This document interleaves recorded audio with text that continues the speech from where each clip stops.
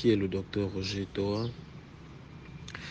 Je suis docteur Roger Toa, médecin de la 34e promotion de la faculté de médecine et de sciences biomédicales de l'université de Yaoundé 1, c'est-à-dire ce qui était l'excuse avant. Diplômé depuis 2009, donc ça fait à peu près 13 ans de pratique où j'ai exercé à tour dans plusieurs strates, plusieurs niveaux de la pyramide sanitaire du Cameroun.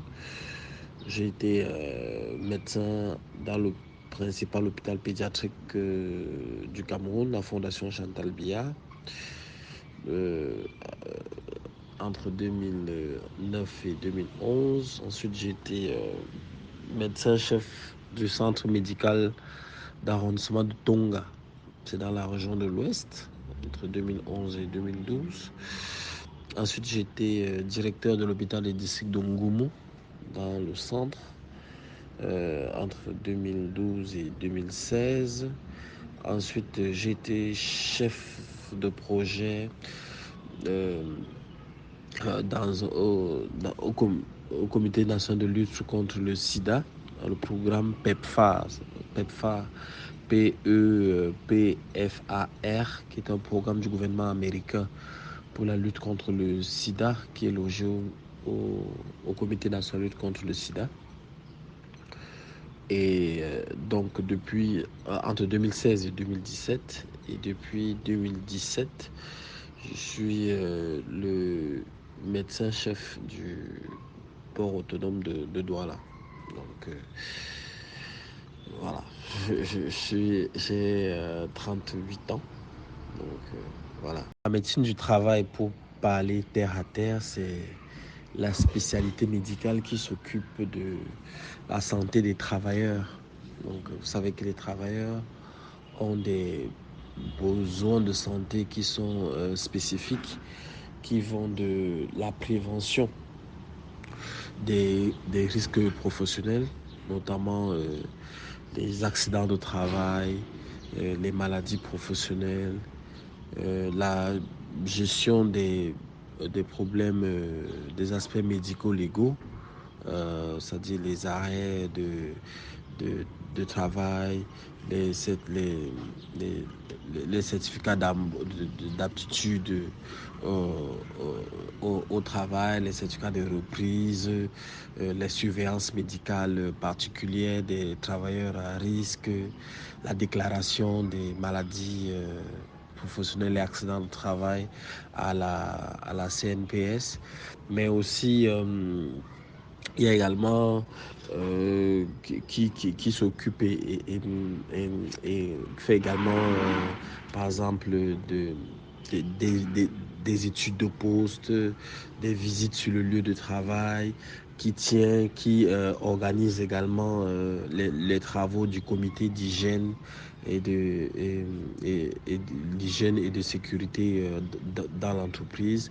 Le médecin de travail est également à la fois, c'est un double conseiller, il conseille à la fois les travailleurs sur les meilleurs aspects de la prévention de leur maladie, mais il conseille également l'employeur sur la meilleure façon de protéger la santé des travailleurs pour améliorer à la fois la performance, mais également la productivité de ces travailleurs. La santé publique, quant à elle, est une spécialité qui s'occupe notamment de la santé des millions, des milliers, voire des milliers d'individus, avec des spécialités cliniques telles que la cardiologie, gynécologie, pédiatrie. On s'occupe des problèmes spécifiques d'un groupe de personnes, voilà, qui a un groupe réduit de personnes.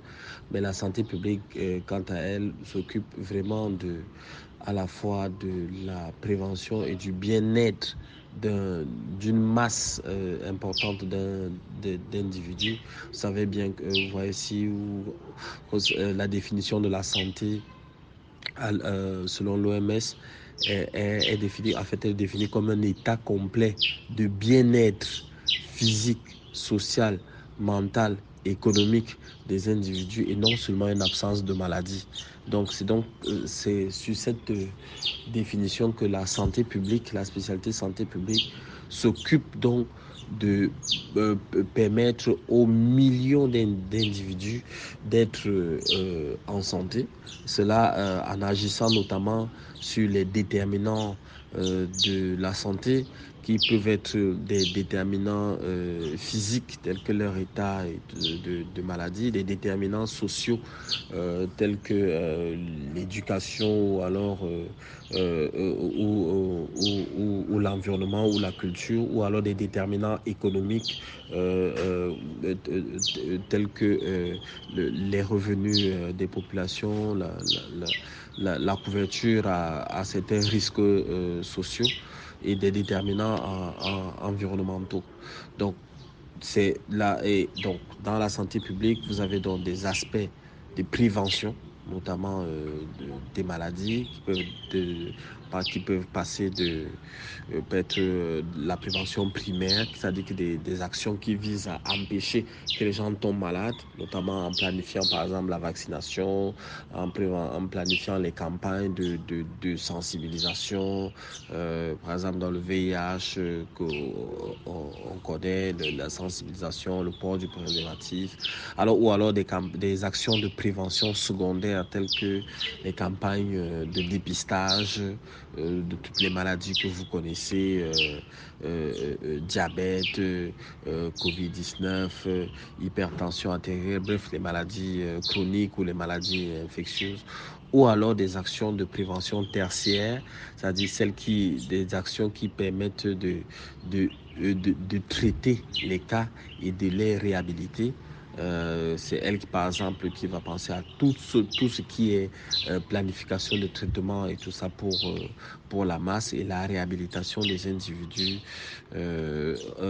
infectés ou affectés par une maladie ou un problème de santé particulier. Et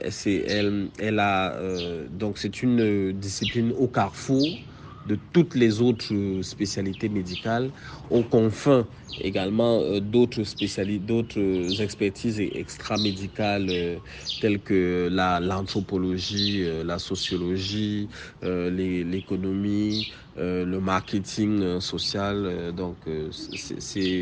C'est un peu une spécialité du management médical, management sanitaire, pour être plus précis.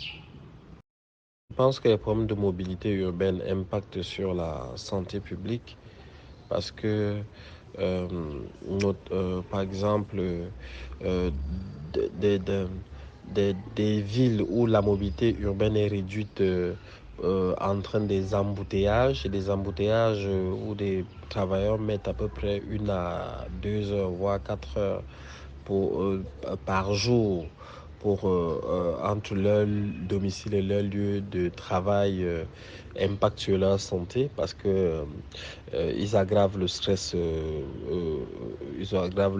la fatigue physique et même la sédentarité. Et cela, par exemple, peut être un facteur déterminant dans le développement des maladies chroniques telles que l'obésité, l'hypertension artérielle, le diabète et d'autres maladies et urgences cardiovasculaires. Et sans compter la pollution ambiante.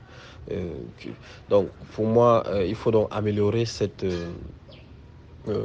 mobilité urbaine, par exemple en améliorant les voies de transport, par exemple en élargissant des routes, en construisant des échangeurs, par exemple à Douala dans le célèbre carrefour Ndokoti, et également en développant d'autres voies de transport telles que les transports en commun qui permettent également de réduire, de transporter plus de monde tout en réduisant la pollution urbaine et, euh, et également en développant également d'autres pôles économiques dans des voies dans des, dans des, dans les périphéries de la ville pour que tout ne soit pas concentré dans les quartiers administratifs ou économiques tels que à Douala, Akwa ou Bonanjo ou Bali, mais qu'il y ait d'autres pôles économiques, qu'on développe des pôles économiques, je ne sais pas,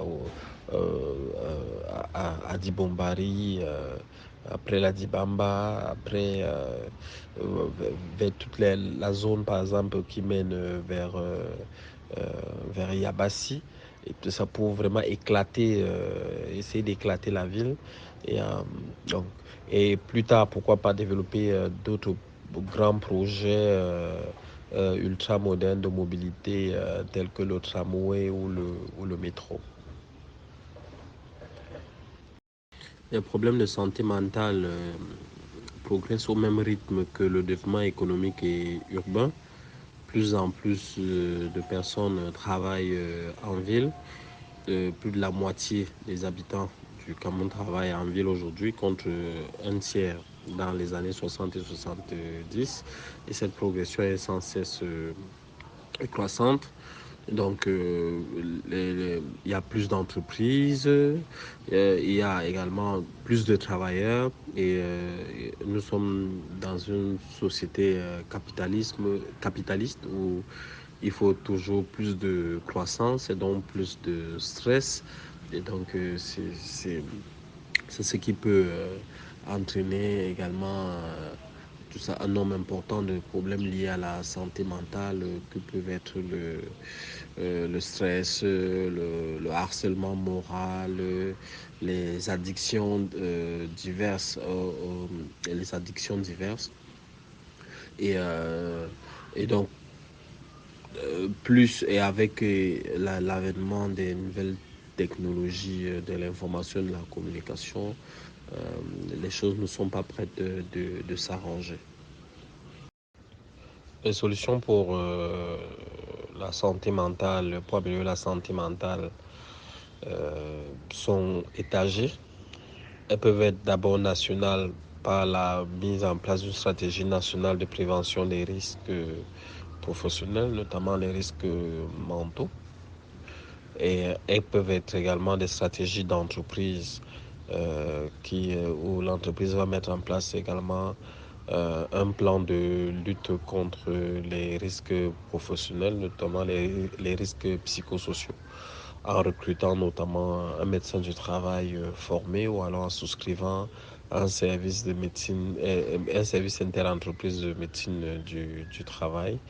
Également, au niveau de chaque travailleur, doit également prendre conscience des dangers, des problèmes liés à la santé mentale et de mettre en place une stratégie personnelle de gestion des problèmes psychosociaux, notamment le stress ou alors le harcèlement ou alors les addictions qui sont de plus en plus fréquentes au sein de nos entreprises. Oui, je pense que cette affirmation est vraie, puisque évidemment euh, l'économie fonctionne avec l'énergie, la santé également, et donc on ne peut pas faire fonctionner un centre de soins, fournir des prestations médicales, sanitaires de qualité si on n'a pas un accès solide, durable et constant à l'énergie, notamment l'énergie électrique. Donc, c'est un problème c'est un problème à la fois fréquent en zone urbaine, mais aussi surtout en zone rurale. Moi, j'ai été médecin-chef d'une zone rurale et je peux vous dire qu'il y a des moments où on a fait accoucher des femmes avec la torche. Tout ça parce qu'il n'y avait pas d'énergie électrique depuis des semaines. Parce que, et il y a une double peine parce que vous devez chercher une source d'approvisionnement tel que le groupe électrogène et tout cela qui va encore plomber les maigres finances de la formation sanitaire. Donc, évidemment, c'est pas évident. Cette affirmation a un lien notamment avec la gestion du stress un individu moins stressé, beaucoup plus détendu et moins sujet aux maladies cardiovasculaires. Donc, évidemment, rire permet d'être détendu. Et donc, je pense que cette affirmation n'est pas infondée. Je vous remercie de l'opportunité que vous m'avez donnée de m'exprimer sur vos colonnes. J'espère que vos nombreux lecteurs ont pu être édifiés sur nos modestes connaissances. Et voilà, je suis disposé à continuer à partager, à échanger avec vous sur d'autres thématiques connexes. Je vous remercie.